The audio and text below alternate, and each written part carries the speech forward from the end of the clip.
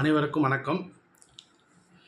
நிறைய பேர் கேட்குறாங்க, எனக்கு அப்பா கிடையாது, எனக்கு இன்னும் திருமணம் ஆகலை, நான் எங்கள் அப்பாவுக்கு திதி கொடுக்கலாமா அப்படின்னு.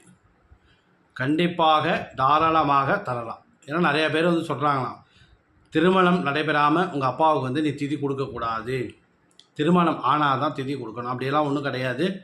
கண்டிப்பாக 5 வயசு குழந்தையாக இருந்தாலும் 6 வயசு குழந்தையாக இருந்தாலும் கண்டிப்பாக அவருடைய தகப்பனார் தாயாருக்கு திதி கொடுக்கலாம், தவறு கிடையாது. திருமணம் ஆனால் தான் கொடுக்கணுங்கிற அப்படிலாம் ஒன்றும் கிடையாது. சாஸ்திரங்கள் நம்மளுடைய முன்னோர்களுக்கு நம்ம கண்டிப்பாக திதி கொடுக்கலாம்.